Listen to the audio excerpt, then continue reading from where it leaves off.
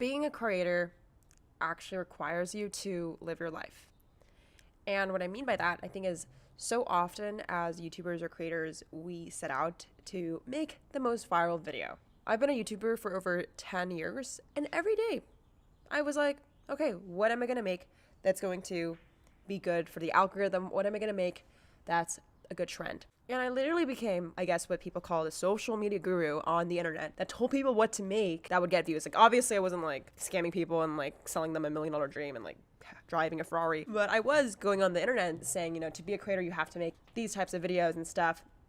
And I think that's all bullshit, because I think as a creator, the more healthy and sustainable way is to figure out what type of artist, musician, entrepreneur you are, and then document that versus trying to create something. Like, take a filmmaker, for example, a musician. They're focused on making a movie, and an artist is making music. And then they're gonna make whatever behind the scenes content to promote that music. Like, they have a goal. Creators should have that mindset where you are the product. If you're marketing yourself, you don't have to market like a song, but if you're trying to market yourself, what are you standing for? And I wanted to make this episode because I wanted to talk about how a content creator should make content versus, what we're all taught, and hopefully give you guys some ideas to change up your routine and figure out not just what's going to get views, but what's going to make you happy and fulfilled as an artist. So that's what's going to be today's episode. I hope you guys enjoy, and let's dive right in. If you're watching this on YouTube, I actually have a podcast version of every video that I make. It's called I'm Not an Expert. This podcast is free to listen to. It's the longer version of my YouTube videos, and I answer some of your questions one-on-one, so it's a little bit more intimate. You guys should subscribe. It's on Spotify, and check out in the link below. Also, guys, I am filming this outside because I really have been so stressed lately inside, but there is so many noises, so I hope it sounds okay. So I really think it's super important to document and not create. Now, you might be wondering, Jade, how the fuck do I figure out what to document? Well, I think it's really important to figure out what you're passionate about. And I know you're gonna be like, Jade, what the fuck?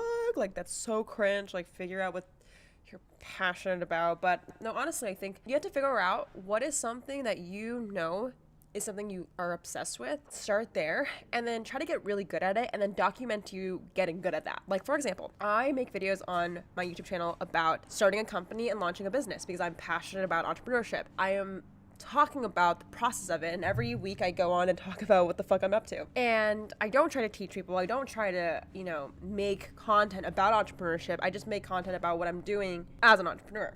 And I think this is really helpful because as a creator, I'm not performing. I come up with ideas a lot faster because instead of saying, what do I create? It's like, what did I do this week, And it's also really fun because I find that I'm able to actually include my friends in it. Like, I'm documenting my life. Like, I'm just not performing. I think the minute you perform, I don't really know how people do when they have identities and fake relationships. Like, I am just not capable. Maybe I'm not mentally strong enough to do that, but I don't know. I just really think it's important to not fake it. Because if you're really trying to make money and have a career on YouTube and TikTok or wherever, it's a long game. And you can't fake it long term. Okay, I'm gonna call myself out. I used to make videos about how to start up Instagram or something and grow to a certain following amount. And that was fine because I was just documenting how I grew to maybe 5,000 followers.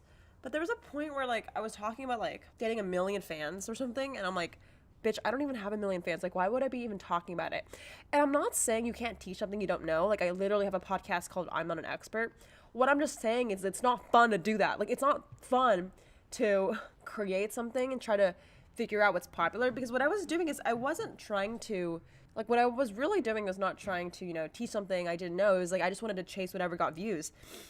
And it was super hard to break that cycle. Like, I think it's really important to talk about things, even if you're not an expert. But I also think, do you even like what you're talking about? Like, that's the most important thing. And that's what I'm trying to say. It's like, don't sacrifice your enjoyment for view numbers. It's not going to last forever, and you have to like what you're doing. Because if all of a sudden maybe 10% people don't like you as much, you got to be able to be okay with that. And I wrote this down in my notes. I think being a creator is just essentially marketing yourself. But if who you are consistently changes, you don't have a unique identity. So, like, you don't know who you are, essentially, if you are always changing yourself, right? There's this analogy I have, like, in surfing. You could either chase a wave down and paddle for it, or you could just wait for a good wave to come to you.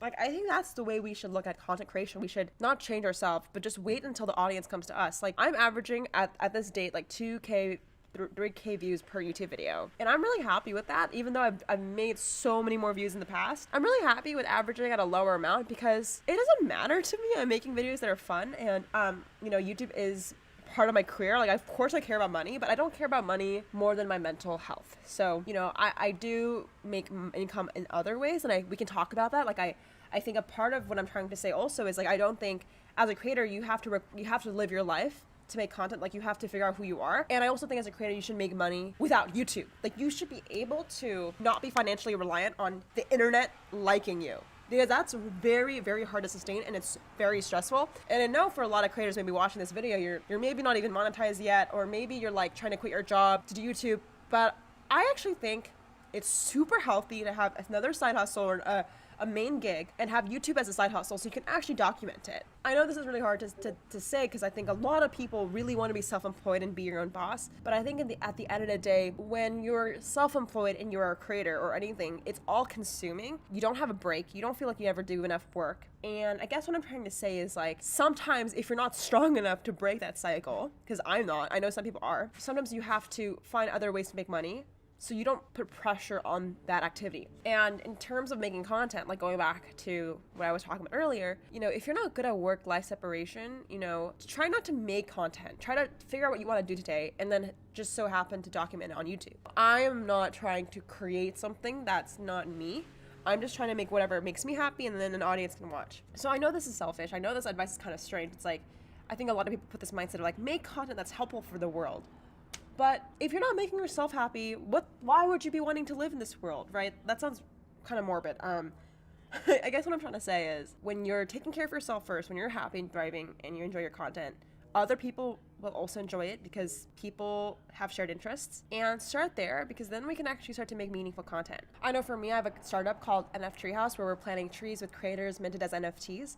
And we're a climate change startup that uses crypto, and it's just so much more fulfilling. Like, I really am just so happy that I've done this work, because although this shit's hard, like, trust me guys, like today I had a really bad day at NFT Treehouse because we were supposed to host a community Twitter space call, and Twitter went down, and our guest that we brought on did not work out with timing, and it just made me feel like no one cared about my project, right? It's a very similar emotion to like not getting views on a YouTube video. It's like, oh, does no one care about my product or business? But I go back to like the mission. It's like not about the metrics. It's not about views and shit. It's about helping the earth and reducing our carbon footprint. Once I started doing more research on social impact and how I could integrate it with my current work, I wouldn't necessarily say things get easier, but you have a lot more patience, because I think with the social space, it's like if things don't work out, it's like, okay, try again, right? And I think when it comes to like working on a YouTube channel, if things don't work, you try again. But if things don't work again, it means people hate me, right? Whereas I don't see that way like for NFT trees. It's like, I really think what I'm doing is important. It's just going to be a matter of time. And, I think, I hope you guys can figure out what that is for you and document that. So I hope you enjoyed this episode.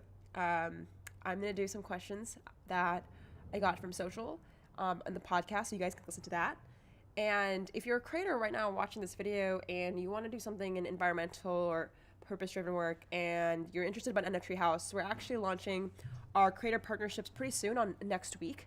So follow me on Instagram and our Instagram NFT Treehouse. And if you want to plant your own tree with your own audience, we can help you facilitate that and help you do amazing work as well. So thank you guys for watching. I'm getting burned up outside right now, so I'll see you guys very soon. And shout out to the comment winner. If you want to be the next comment winner, comment below. I gotta go. I'll see you guys later.